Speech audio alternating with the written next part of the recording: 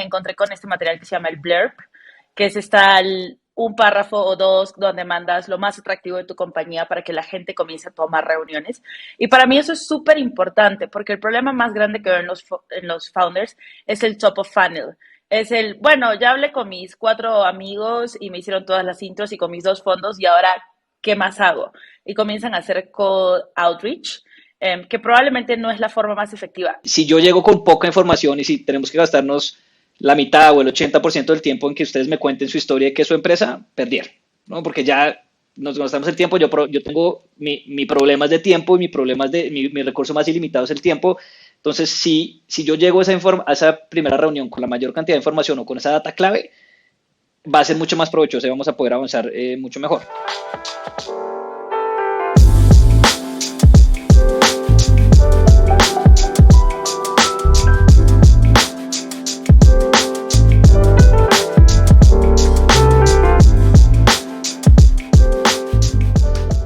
Hola a todos, todas, bienvenidos a From Zero to 500, una línea de contenido para founders en etapa temprana que encontrarás en nuestro canal de YouTube. Yo soy Regina Zurutuza, partner en 500 Latam, y hoy tengo el privilegio de conversar con Doménica Obando y Juana Tuesta, con quienes vamos a explorar el tema de cómo conseguir capital de fondos de inversión. Antes de darles un par de minutos para que se presente, quiero contarles un poquito de quiénes somos en 500. Nosotros somos una firma de venture capital con 2.7 billones de dólares de capital bajo administración, que invierte en fundadoras y fundadores en etapa temprana que están construyendo compañías de tecnología de rápido crecimiento en todo el mundo. Ahora sí, esos somos nosotros. Me encantaría centrar la conversación en Juan y en Dome. Quizás empecemos por una introducción rápida de cada uno. ¿Quiénes son? Y cuéntenos un poquito de su compañía o fondo.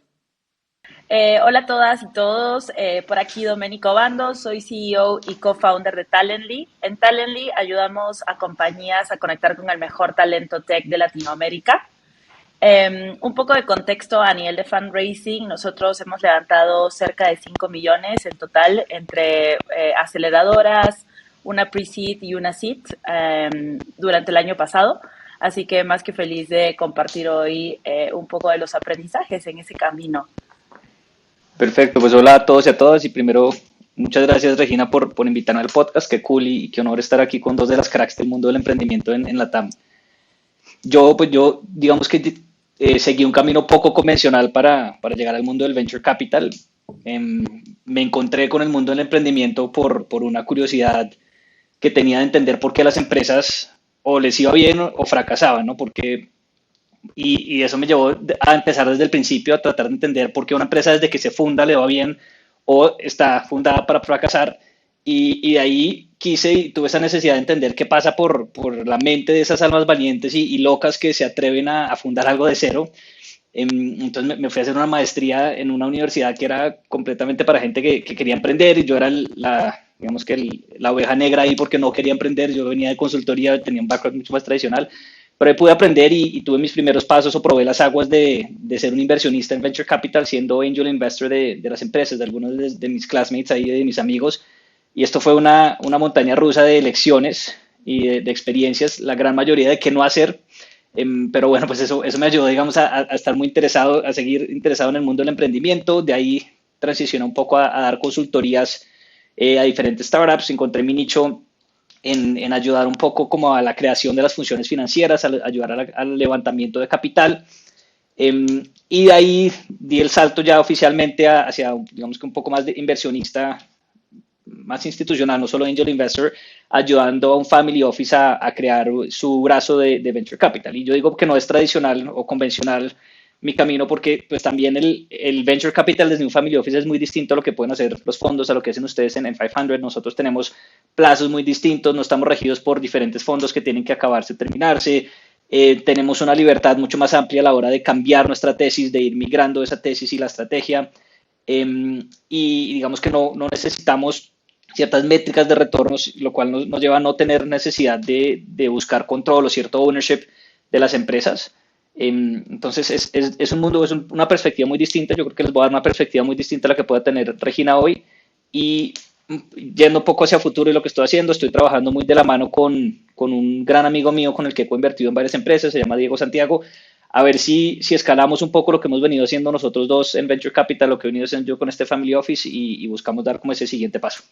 Buenísimo, Juan. Muchas gracias, Dome, también. Digo, como saben, esta conversación, el chiste es que sea ahora sí que muy abierta, que ahora sí que hablemos lo que no siempre se platica, a lo mejor en podcasts o en talleres o en como pláticas un poquito más tradicionales. Entonces, creo que, o sea, estaría buenísimo. Digo, voy a hacer varias preguntas, pero ahora sí que todo con el objetivo de que tengamos diferentes puntos de vista, ¿no? Desde el emprendedor, del inversionista e incluso aquí como dos perfiles de inversionistas, ¿no? De mi lado un poco Buenísimo, sí. más tradicional de Venture Capital y Juan, tú con el toque de ángel inversionista, de Family Office, está increíble.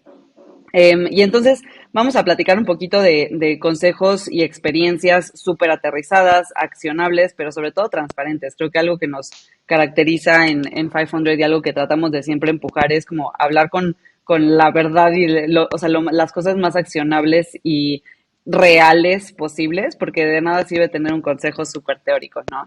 Pero entonces me encantaría empezar ya con este contexto, donde quizás creo que lo más relevante sería escuchar tu perspectiva de cómo empezaste, ahora sí que el camino para levantar capital, ¿no? ¿Cómo te preparaste? ¿Definiste un proceso específico o fuiste construyéndolo como en el camino? Muy buena pregunta, creo que engloba un poco de todo. Pero bueno, como les decía, yo levanté en tres momentos diferentes. La primera fue que tuve acceso a dos aceleradoras, a UTEC Ventures y a 500.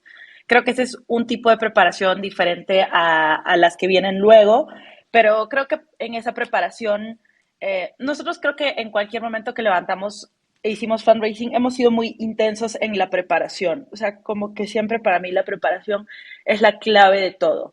Entonces ahí creo que gran parte de nuestra preparación era, hacíamos una aplicación, sabíamos que la aplicación era la puerta a las aceleradoras y hacíamos una aplicación en la medida de lo posible bulletproof. Entonces, para aplicar a 500, hablamos con entre 5 a 10 emprendedores que habían pasado por 500, que nos revisaran la aplicación, que nos dieran consejos.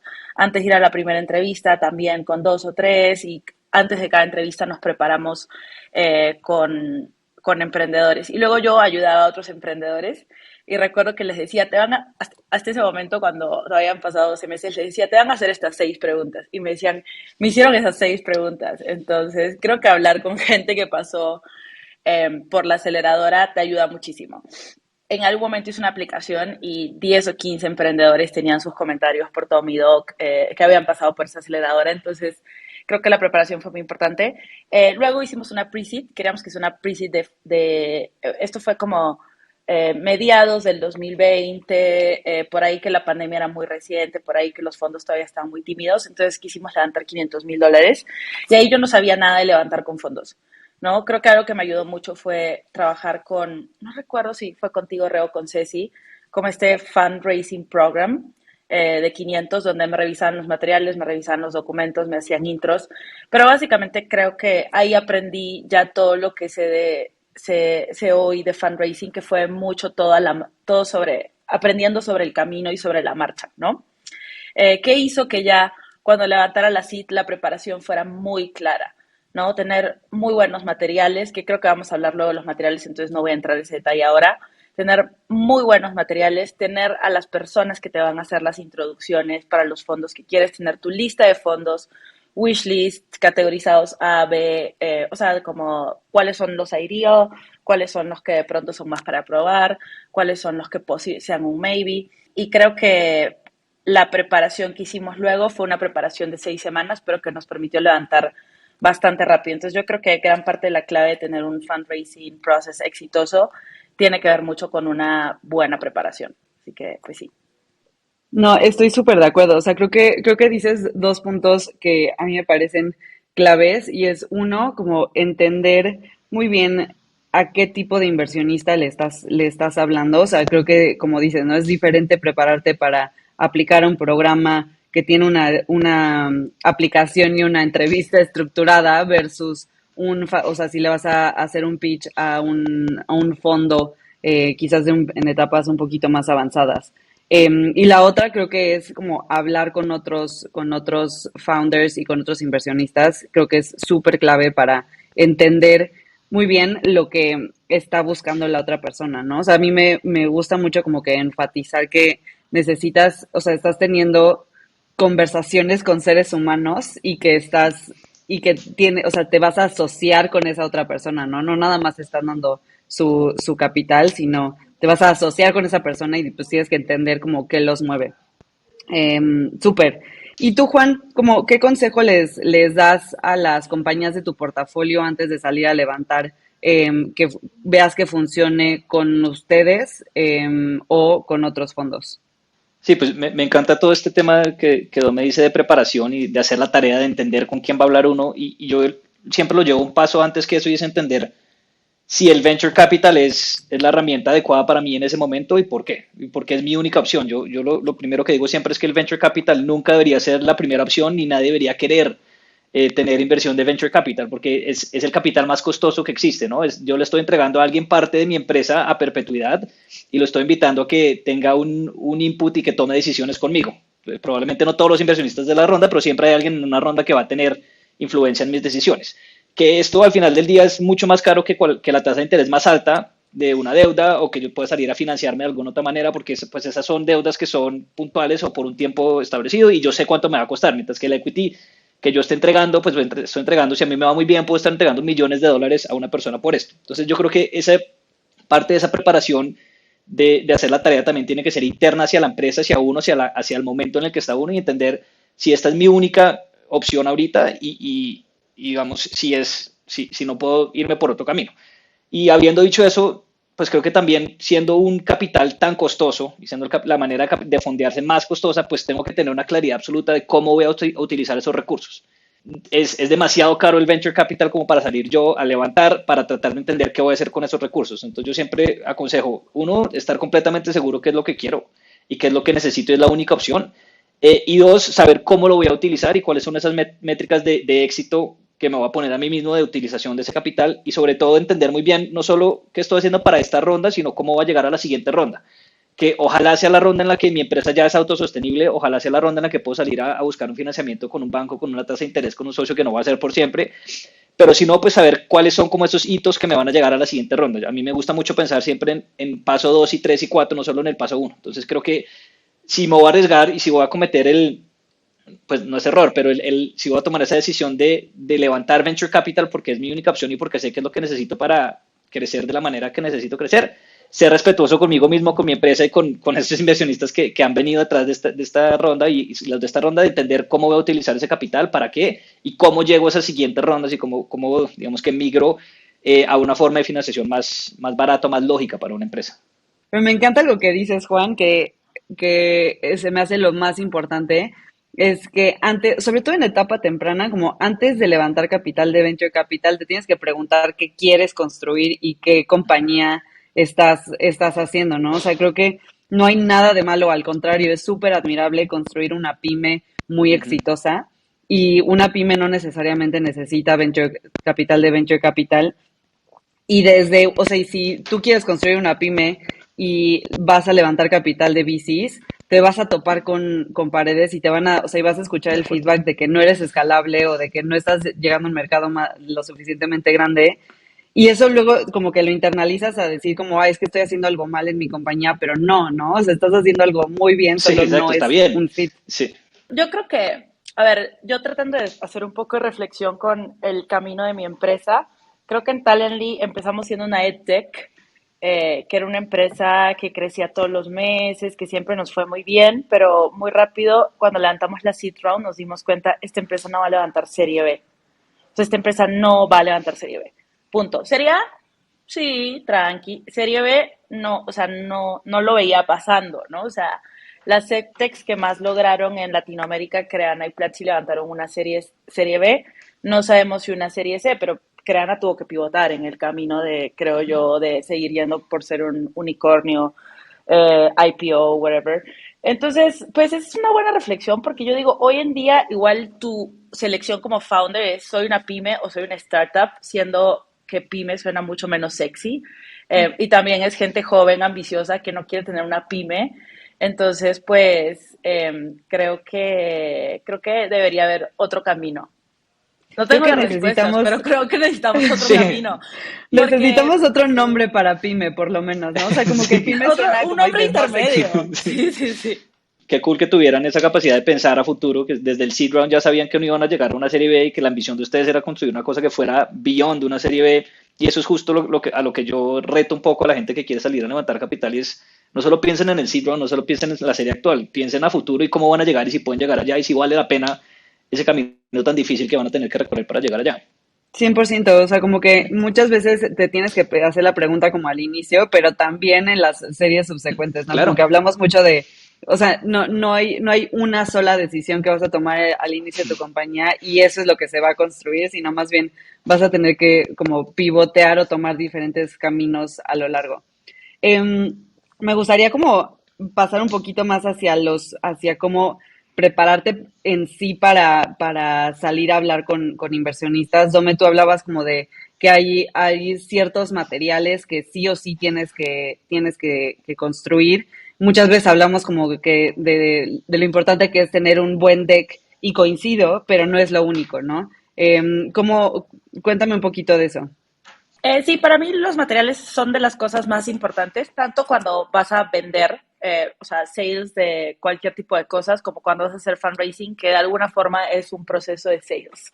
Entonces, en cuanto a materiales, por ejemplo, cuando a mí me tocó hacer esta pre-seed y no sabía nada de la vida, me encontré con este material que se llama el blurb, que es un párrafo o dos donde mandas lo más atractivo de tu compañía para que la gente comience a tomar reuniones. Y para mí eso es súper importante, porque el problema más grande que veo en los founders es el top of funnel. Es bueno, ya hablé con mis 4 amigos y me hicieron todas las intros y con mis 2 fondos y ahora, ¿qué más hago? Y comienzan a hacer cold outreach, que probablemente no es la forma más efectiva. Igual yo no soy buena para hablar de cold outreach, nunca lo hice, siempre hice todas mis reuniones a través de la técnica conocido blurb networking, pero creo que ese material es súper importante porque es el que te abre las puertas. Mandar mucho más, o sea, mandar un one pager, mandar un deck al inicio, creo que es innecesario porque ya le quitas la magia de lo que vas a decir en las reuniones. Si tú quieres que el VC cada vez que se reúna contigo quede sorprendido y vea más cositas y se vaya enamorando poco a poco. Entonces, el prep es muy importante. El deck yo no lo uso durante la presentación, o sea, creo que pero hay muchos fondos que sí lo usan para la presentación y es un deck para presentar y es un deck para enviar y el deck para enviar tiene que ser self-explanatory, como autoexplicativo, ¿no? Creo que lo otro que dejó de ser muy importante en 2021, pero pues creo que siempre debió haber sido importante es el modelo financiero o al menos los KPIs proyectados. Creo que esto es lo que mejor le dice a un VC o a un ángel que entiendes tu negocio, que esto puede ser a billion dollar company o no puede ser a billion dollar company. Creo que el modelo financiero es súper importante. Y luego creo que durante nuestra seed hicimos un material que hecho 500 nos impulsó mucho que se llama el memo. Creo que ahora YC también lo está impulsando un montón. Y creo que es la forma, diría hasta que más eficiente de un deck para presentar la oportunidad, tamaño de mercado, el por qué ahora, cómo te conviertes en una billion dollar company. Y creo que si bien a nosotros no lo utilizamos tanto para compartirlo, nos dio demasiada claridad de hacia dónde íbamos, nos dio mucha claridad de por qué esto no iba a poder hacer una serie B, nos dio claridad y eso estuvo muy, muy valioso. Entonces para mí esos son los documentos más importantes, fundamentales y creo que todos los demás que los puedas incluir en el data room, te los va a ir pidiendo también los VCs, ¿no? Te van a decir, oye, cuéntame un poco del análisis competitivo y que les mandes un Excel muy power, cuáles son los competidores, cuáles son los referentes. Está buenísimo, pero creo que lo vas a ir descubriendo según tu industria, ¿no? Entonces, en mi industria me pedían unas cosas, pero estoy segura que a la gente de FinTech les piden otras cosas. Pero al menos las que dije creo que son bastante fundamentales para cualquier industria. Totalmente de acuerdo. Tú, Juan, como qué opinas, o sea, digo, ¿qué opinas de estos materiales? No sé si en tu opinión falta algo o en qué te fijas tú más cuando te mandan material. Me parece que los que menciona Dome son claves y sobre todo son claves porque son materiales que cuando yo veo reconozco que el founder o el equipo se hizo la tarea de reflexionar, de pensar, de entender su negocio. Más que el material en sí, creo que también es una herramienta para, como decía Dome, para las empresas y para las startups de entenderse, de saber quiénes son, de saber para dónde pueden ir. Entonces, el hecho de que tengan estos materiales me parecen claves, los que mencionó Dome. Yo creo que el modelo financiero también, yo sé que nos va a dar como está planteado en el modelo y eso lo tengo clarísimo, pero que se hubieran sentado a hacer un modelo financiero, que entiendan cuáles son los drivers, cuáles son las palancas de su negocio, eso para mí es importantísimo. Creo que también una cosa que me gusta a mí resaltar es que ustedes tienen que aprovechar esos materiales para que en el momento en el que yo me siente a hablar con ustedes, que casi siempre lo que tenemos es media hora, yo llegue con la mayor información posible, ¿no? Y que llegue a hacer preguntas que aporten, que llegue a hacer preguntas que podamos tener una conversación en donde ustedes me convencen y me demuestren que conocen su negocio y que ese negocio es único. Si yo llego con poca información y si tenemos que gastarnos la mitad o el 80% del tiempo en que ustedes me cuenten su historia y que es su empresa, perdieron, ¿no? Porque ya nos gastamos el tiempo, yo tengo mi problema es de tiempo y mi recurso más ilimitado es el tiempo. Entonces, si yo llego a esa primera reunión con la mayor cantidad de información o con esa data clave, va a ser mucho más provechoso y vamos a poder avanzar mucho mejor. Y un poco más allá, a mí también me gusta ir un poco más allá del material per se, sino qué busco yo en esos materiales, qué es lo que estoy buscando.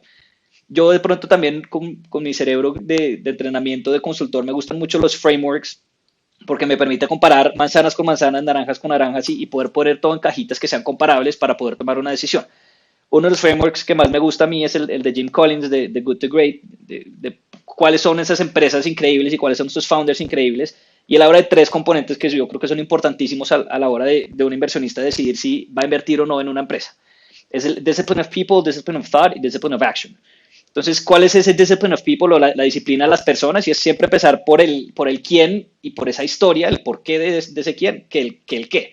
Entonces, en esos materiales yo tengo que enamorarme de esa historia y tengo que ver que el founder está enamorado de esa historia. Tengo que ver que el founder es una persona loca que no se va a dejar, no se va a rendir al primer tropiezo y que va a dedicarle su vida a esto, porque uno, no le va a meter mi plata a una persona que sé que se va a rendir porque está por las razones equivocadas en este negocio. Y dos, si el founder no se cree esa historia y no la sabe comunicar y no sabe cómo ese storytelling, no va a poder nunca reclutar un equipo, que es súper importante.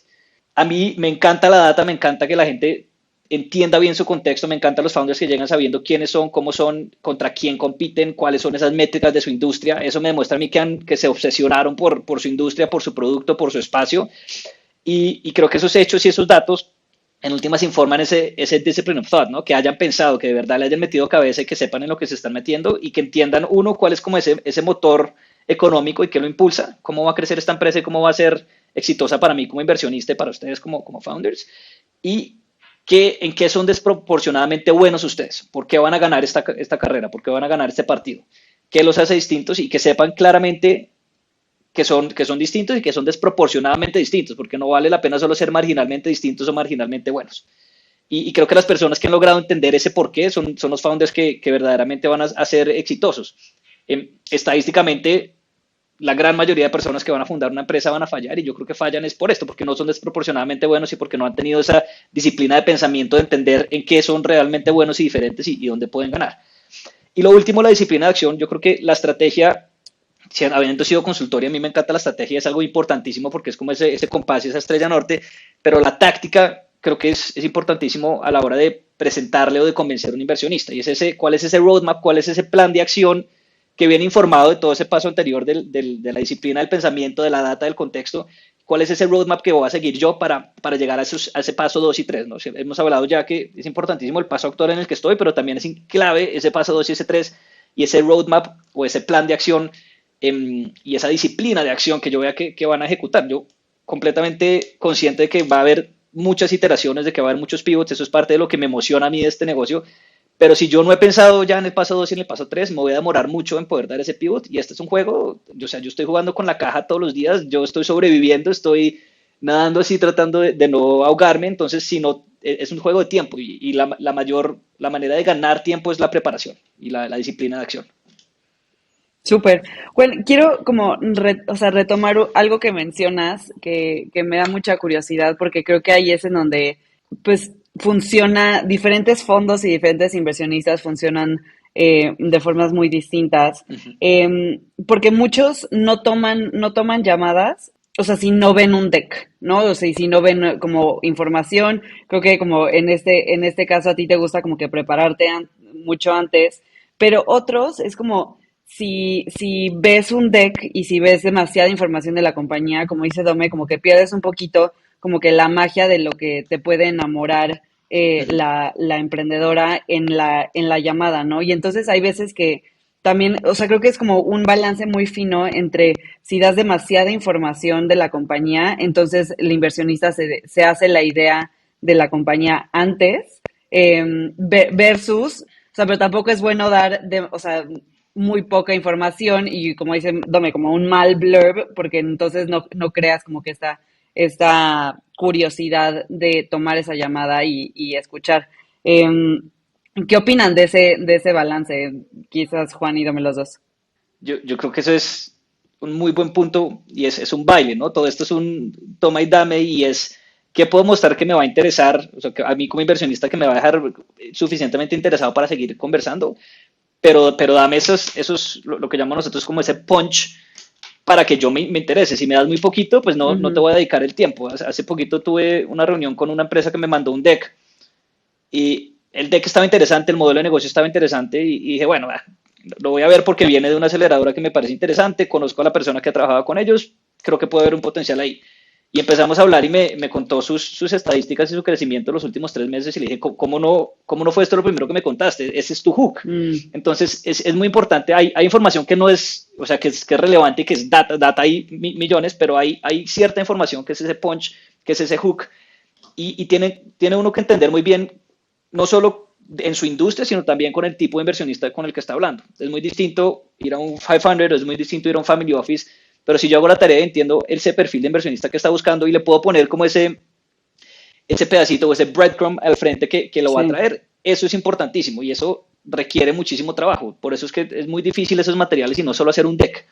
Muchas veces ese deck acaba teniendo 1000 iteraciones y el blurb acaba teniendo distintas iteraciones y lo que yo mando es muy distinto y es desgastante y es difícil, pero pues es la manera de poder hacerlo. Yo sí creo que necesita uno entender muy bien o el founder debe entender qué es lo que a mí me va a traer y qué es lo que yo busco y darme ese poquito o esa información que a mí me emocione. Porque si no me claro. emociona, probablemente ni les voy a dar el tiempo o voy a llegar también sin ganas de hablar con ellos.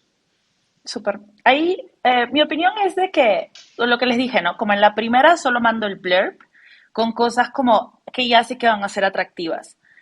Mucho tiempo usamos el crecimiento, la calidad de las empresas con las que trabajábamos, la atracción que llevábamos, creo que eran nuestras grandes palancas. Y normalmente sí conseguíamos la reunión. En la reunión, como yo me enfocaba mucho en contar mi historia, o sea, demostrar mucho esto que dice Juan de el emprendedor tiene que amar esto, tiene que adorar esto, tiene que tener una conexión más allá de quise hacer una empresa y vi cuál era el mercado más grande y fui al mercado más grande porque pues el que puede levantar más plata. No, o sea, no es nuestro caso, ¿no? Éramos una EdTech, ahora somos una HR Tech, no son los mercados más sexys, pero para mí esto es lo más sexy que podría estar haciendo en mi vida. Entonces, como que dejarle súper claro eso a la Mm, persona y obviamente como pues contarle un poco de las métricas y eso nos ayuda a conocer, tener estos insights del usuario y por eso tenemos estas métricas. Entonces, como, y luego, ¿qué le mando? Ya le mando como un poco toda la información de backup y luego ya le mando el modelo financiero. Entonces, como creo que cada quien tiene igual su propio storytelling, su propia forma, pero la nuestra ha sido ir un poco más de a poquitos mm. y buscando como que en cada uno tener algo que pueda ser como hype moment, ¿no? Para realmente pues tener a nuestros De acuerdo. inversionistas, potenciales inversionistas enganchados. Buenísimo. Ahorita vamos a regresar un poquito más hacia la llamada per se y hacia el pitch o como que el seguimiento, pero quería regresar un poco al inicio del proceso. Nome, tú lo mencionaste hace ratito de, o sea, lo difícil que es alimentar el top of the funnel, ¿no? Y creo que muchas veces como lo más difícil literal es esa prospección y llegar a los inversionistas porque pues tienes conexiones limitadas o conseguir esos warm intros que te ayudan a tener una introducción de mejor calidad, pues a veces no es suficiente, ¿no? Y necesitas, o sea, y al final esto es un proceso de ventas y necesitas pues muchos, o sea, necesitas un gran top of the funnel para realmente poder convertir bien. ¿Qué probaste que funcionó y qué no funcionó para aumentar la cantidad y la calidad de tu pipeline? Yo soy súper creyente de este modelo de intros, o sea, de siempre ir con una warm intro en lugar de ir con cold outreach. Y básicamente es también porque nunca probé cold outreach, porque nunca lo necesité. O sea, siempre tuve como una alta calidad de warm intros. Y eso es porque también creo mucho en el poder del ecosistema. Estamos en un ecosistema donde los founders ayudan un montón, donde la gente hace favores casi como que fuera tu obligación. Al menos yo me lo tomo así y veo que mucha gente se lo toma así. Es como, si este founder que me parece que es buenísimo, me pide estas 3 intros, le voy a hacer esas 3 intros. Si es un founder que creo que de pronto le falta desarrollar, no está para ese nivel, de pronto le hago una, pero siempre estoy tratando de ayudar a la gente. O le Entonces, das el creo feedback, que ¿no? O sea, me imagino que le das el feedback de por qué no le vas a presentar se, a los dos de los tres. sí, y normalmente cuando les das el feedback le dices, te los presento, pero necesito esto. Y si no te hacen ese follow-up, es Ujú. porque como que no, o sea, no van a lograrlo levantar posiblemente, o sea, si no están súper intensos con el proceso de fundraising y todavía les falta mucho. Pero sí me pasa que les doy feedback a algunos chicos y como que a los 5 minutos ya tengo nuevos materiales y entonces digo, pues es una persona a la que quiero ayudar. Entonces este ecosistema se ayuda muchísimo. Yo lo que hago cuando voy a hacer un levantamiento es hago mi lista, esto sería como mi prioridad uno, mi prioridad dos, mi prioridad tres de fondos, y me comienzo a juntar con gente del ecosistema que son amigos míos, a los que yo ya les hice favores, a los que yo ya les presenté ángeles. Entonces no hay forma, creería yo, de que una de esas personas me diga, no, no te quiero hacer intros, ¿no? O sea, en primer lugar, porque todos son mis fondos o todos son personas a las que yo ya les presenté inversionistas. Entonces creo mucho en ese poder. Y creo que de esa forma nunca se me acabaron las opciones de potenciales intros. Entonces creo mucho en esa manera. Todas mis rondas las cerré a través de intros. O sea, Arre contigo me hizo una intro, creo que Andrés Benavides en su momento. UTEC Ventures son los únicos que aparecieron sin intro, pero todas las demás fueron. Alaya llegó como intro de José de Ustua, Potencia llegó como intro de 500, entonces pues ahí es un gran poder de esa network que uno va construyendo como founder. Súper. Y, y tú, Juan, como cuál crees que, o sea, además de intro, ¿se te ocurre algo que pueda hacer los founders como para aumentar ese top of the funnel? Sí, primero quiero, o sea, hacer énfasis en ese punto que dice Domi, es el ecosistema. Antes además no existía aquí en Latinoamérica y aquí, digamos, felicitaciones a lo que ha hecho no solo 500, pero todos los fondos que son como los OGs del emprendimiento en la TAM. Y antes nos tocaba ir a tratar de entrar en el club de Silicon Valley y tratar de networkear allá de ceros y frío. Y esto es algo que ha venido pasando y que es muy interesante aquí en la TAM, y es que ya tenemos nuestro propio ecosistema. Ya podemos aquí nosotros ayudarnos a nosotros mismos, y creo que eso es algo muy, muy interesante, muy lindo que ha venido pasando, y toca aprovechar eso, y es reconocer que el scene del entrepreneurship, de tech de la TAM es uno de los más importantes ahorita globalmente, de los que más foco tiene. Entonces, como que miren qué tienen alrededor de ustedes. No siempre toca empezar de ceros, y tienen gente en sus ciudades, en sus países, a las que pueden ir a tomarse un café y empezar a hacer este networking. Entonces, creo que eso es clave. Ahora, yo desde mi perspectiva y cómo hacemos las cosas en donde yo trabajo es radicalmente distinto. Yo, por ser eficiente con mi tiempo, el pipeline es tan grande, ¿no? Nos llegan oportunidades por todas partes, muchas cold outreach, pero muchas también todo el tiempo me están diciendo, hey, te quiero presentar a esto, te quiero presentar a esto, y yo no tengo suficientes horas en el día para poder hacer esto. Entonces, mi approach personal y la manera en la que he venido yo haciendo las cosas es que yo busco razones para decir que no. Mi proceso es cómo descarto. Antes que cualquier cosa, antes de buscar por qué decir que sí, busco descartar y busco ser eficiente con mi tiempo. Y eso lo que implica es que para poder llegar a mí, para poder tener esa conversación, pues las personas han tenido que entender cuáles son esos filtros y cuáles son esos Mm. KPIs o esos hitos importantísimos para poder estar enfrente de un inversionista, que puede ir desde vertical, desde geografía. Si a mí llegan a alguien y me hace un pitch de una cosa de AgTech, que es algo que yo no tengo ni idea, ni siquiera para qué estás tratando, ¿no? ¿Para qué gastas tu tiempo? Pero también desde el hecho de, o sea, hoy en día es importantísimo que la empresa por lo menos tenga un path to profitability. Puede que no sea rentable ya, pero que tenga ese camino y ese plan. Si no estás listo para salir, no quemes esos cartuchos. Entonces, para mí, desde mi approach, como yo siempre lo que busco es razones para decir que no y mi proceso de inversión, o sea, yo llego al final con razones para decir que no y lo que me convence cuando tengo esa convicción de invertir es, ok, estas son razones por las que diría que no, pero puedo dormir por la noche sabiendo que hay un plan de acción y que le quiero meter los próximos 10 años trabajando con este founder a solucionar esos nos. Entonces creo que si uno entiende el proceso desde esa manera y se ayuda y por lo menos entiende cuáles son esos primeros gates que voy a tener que pasar, que haya cierta información, que haya ciertas métricas, que esté en cierta vertical, que mi empresa tenga ciertos indicadores, facilito mi proceso, no solo que me pongan enfrente de la persona, sino de estar listo a la hora de estar enfrente de esa persona. Entonces creo que poder entender el proceso desde ese lente, desde esa perspectiva también es importante porque yo mismo puedo saber cuándo no voy a ser exitoso, entonces puedo trabajar Claro. y solo salir a ese proceso cuando ya esté listo. Hay un artículo muy bueno de First Round que se llama Preparándose para Fundraising o algo así. Trataremos de linkearlo en los comments, pero hablan mucho de crear, o sea, tú como founder tienes que preparar estas burning questions, ¿no? O sea, estas preguntas que no quieres que te hagan, porque esas son las que te Exacto. van a hacer. Y muchas, o sea, y eso te invita como a pensar mucho en justo en cuáles son las razones por las que me pueden decir que no y estar preparado. No, o sea, no significa que tienes que tener la respuesta para todo, pero demostrar que lo has pensado, ¿no? Y que sabes cuáles son los riesgos de tu compañía, que sabes cuáles son los potencial, o sea, como lo que hace falta, ¿no? Y el potencial riesgo. Quería Justo también eso. O sea, recomendar sí, un libro sí. de lo que dice, de lo que mencionó Dome, de la magia del ecosistema. Hay un libro que se llama Go Giver, que todos en 500 leemos, es parte de nuestro kit de onboarding, porque realmente creo que estamos en un ecosistema increíble que no damos, o sea, no se dan favores esperando recibirlos de regreso, ¿no? O sea, es como yo te quiero dar porque yo te puedo ayudar y that's it, ¿no? No hay más.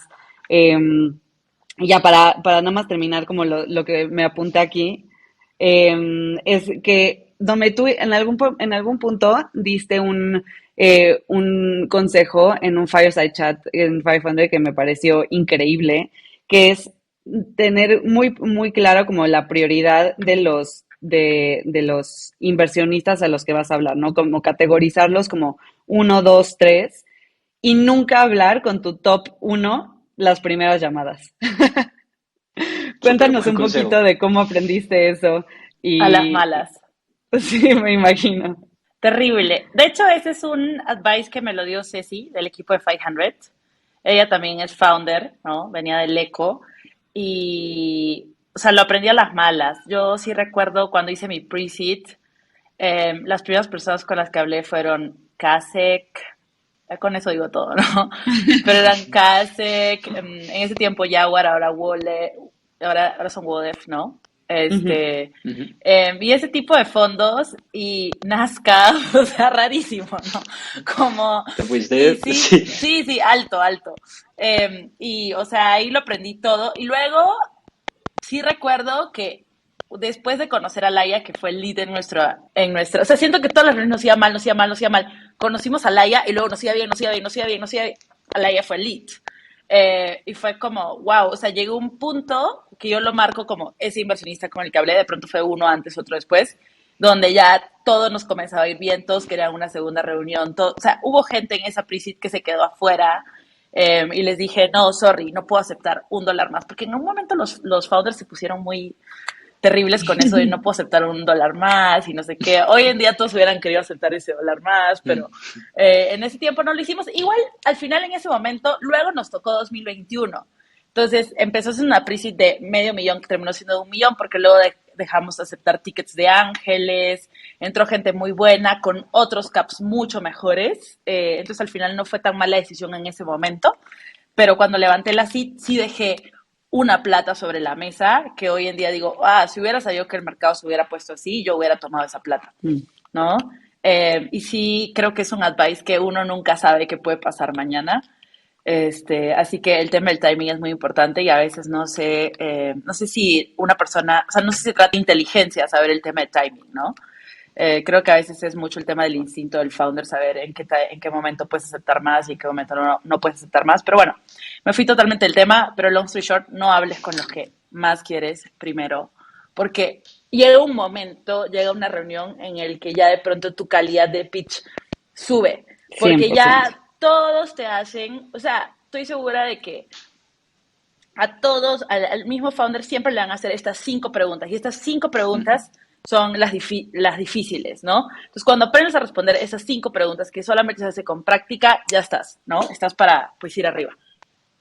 100%. Y sobre lo que dices, hay un libro que me gusta mucho que se llama Thinking in Bets de Annie Duke, que digo, es buenísimo, lo recomiendo siempre, pero hay un aprendizaje que a mí me ha parecido increíblemente importante, es no pensar o sea, no evaluar la calidad de tus decisiones con base en el resultado, sino más bien como en el proceso de decisión y la toma de decisión per se.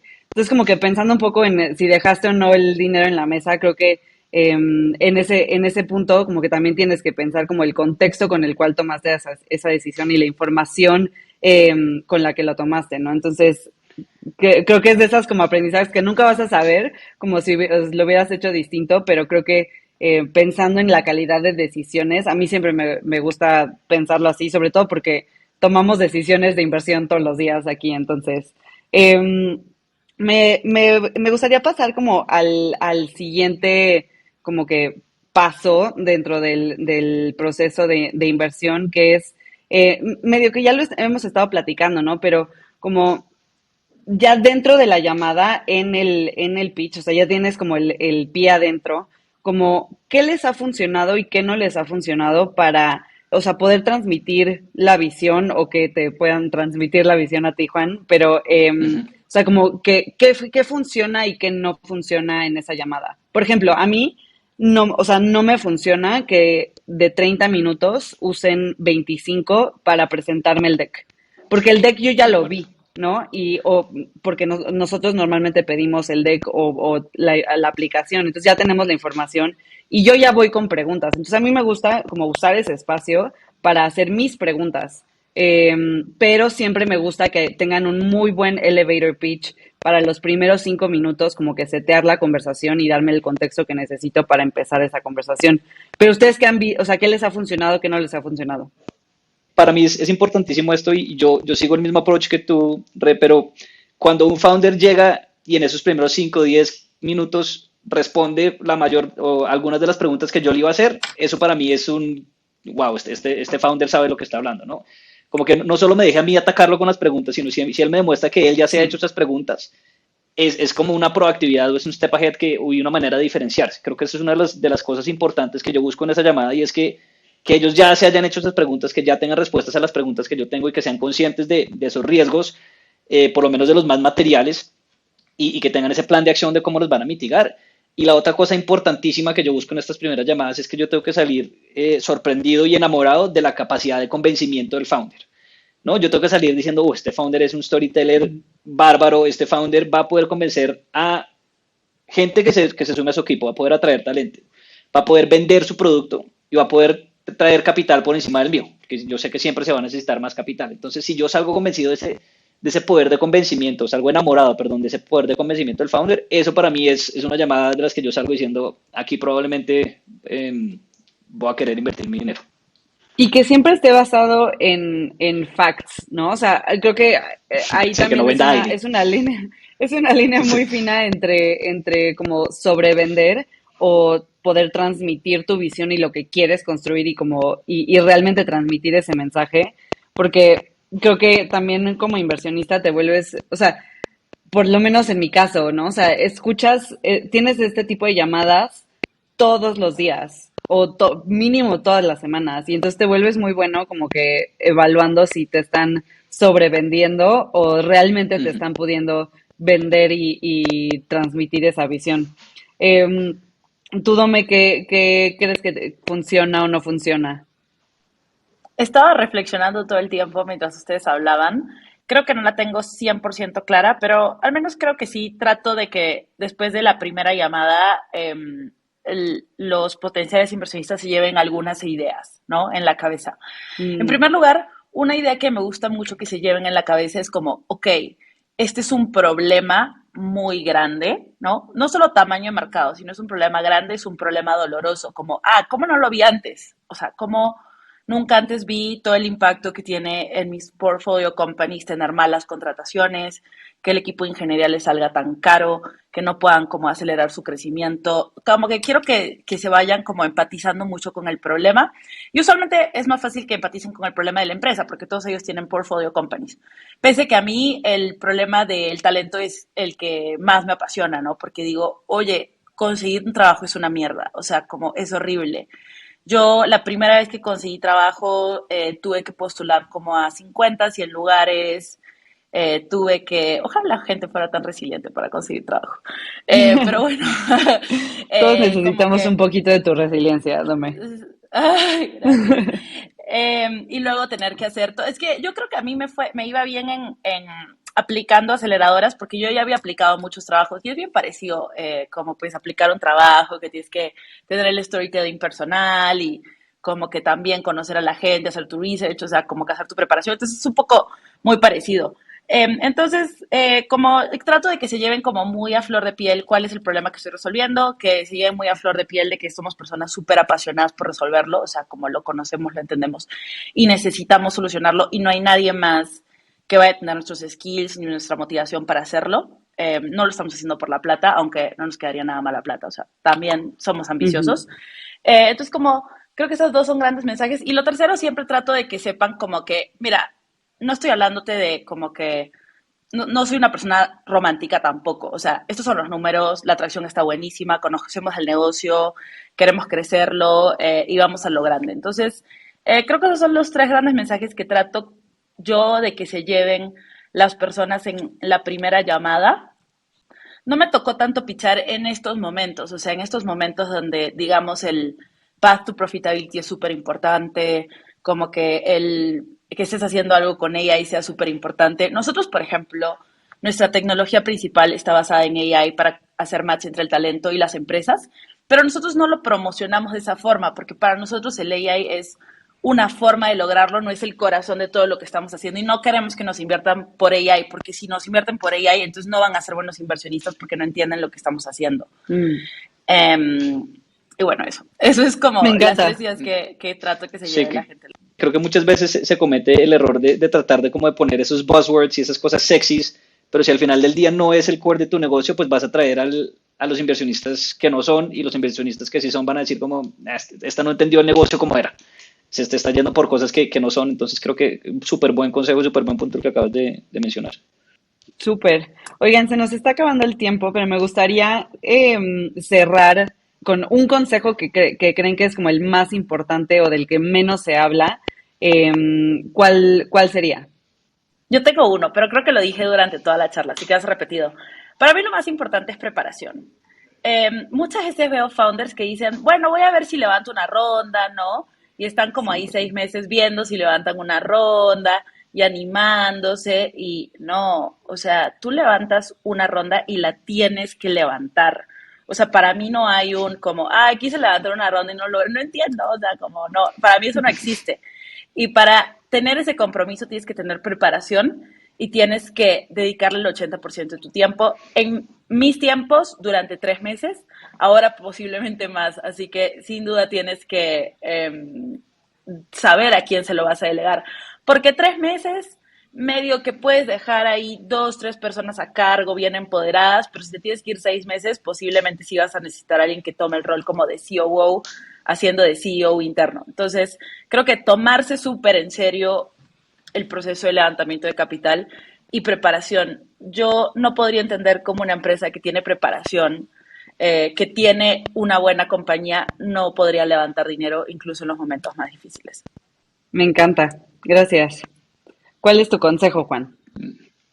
Yo, y más que consejo, creo que es una de las cosas que no se hablan mucho y es que yo creo que uno de los skills más grandes que puede tener un founder o un emprendedor es saber interpretar un no, saber sacar un no y saber qué hacer con ese no.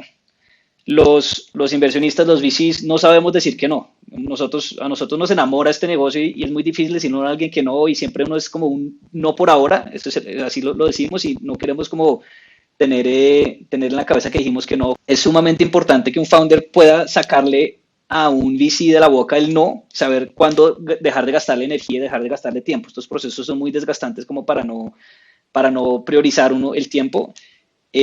Y creo que yo por eso un consejo que les daría es que siempre guarden los últimos 5 minutos de su llamada, así hayan quedado cosas importantes que querían decir, pero para poder tener como un wrap-up de la llamada, saber qué está pensando el inversionista y por qué está pensando eso, y sobre eso poder construir y poder avanzar, porque además digo que es mucho más importante saber cómo sacar un no que un sí, porque van a tener 1000 veces más nos que sí. El sí es un absoluto y el sí son contados con los dedos, mientras que los nos van a ser muchos. Entonces, si saben, uno, cómo entender cuándo es no y cuándo dejar de gastar la energía a ese inversionista, y dos, saber el por qué fue no y construir sobre eso. Súper. 100%, o sea, como que hay tanto que aprender de los nos. Me encanta ese consejo. Para mí, mi consejo, que creo que no es tan obvio y también lo mencioné en la llamada, pero es tener la empatía de que estás hablando con gente, ¿no? O sea, es un proceso de ventas y es un proceso muy humano en donde realmente sí, o sea, el objetivo tiene que ser conectar con la otra persona y poderle transmitir lo que tú quieres construir a la otra persona y que se sume a tu visión, no nada más que te diga que sí, porque eso no va a pasar. Y creo que esa, o sea, como poder construir esa conexión y esa empatía con quien sea que estás hablando, es lo que realmente te lleva al sí o también al no más rápido, ¿no? Porque pues como puedes conectar de forma mucho más humana y profunda. Em, Buenísimo. Aldo, querías decir algo? Quiero sumar una cosa más, que es más empático con el emprendedor. O sea, creo que siempre nos dicen como emprendedores que esperemos muchos nos, pero creo que lo dice normalmente gente que nunca pasó por el proceso de fundraising y los nos parecen más fáciles de lo que realmente son. Y sí creo que es un proceso psicológico bien difícil levantar Sí, capital, porque es como no, feedback sobre tu compañía y feedback intrínseco sobre el founder, porque en early stage sabes que realmente no invirtieron porque no creen que tú vas a ser a billion dollar company.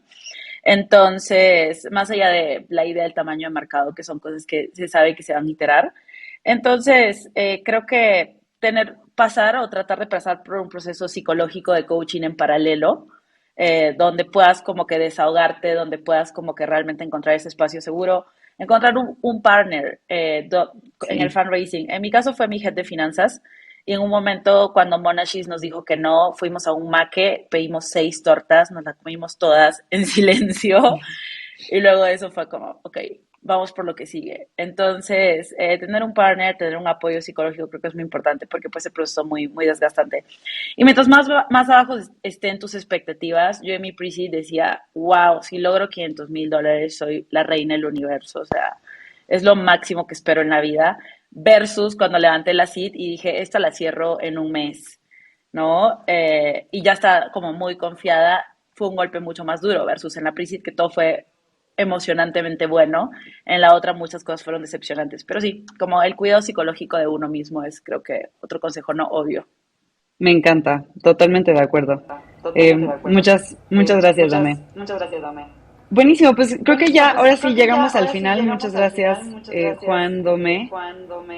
Muchas gracias a todos por escucharnos. Suscríbanse al canal de YouTube para enterarse de que más contenido que como este que vamos a estar subiendo de forma bastante recurrente. Así que muchas gracias por su tiempo. Buena suerte. Chao. Chao, gracias. Chao, gracias por todo. Bye.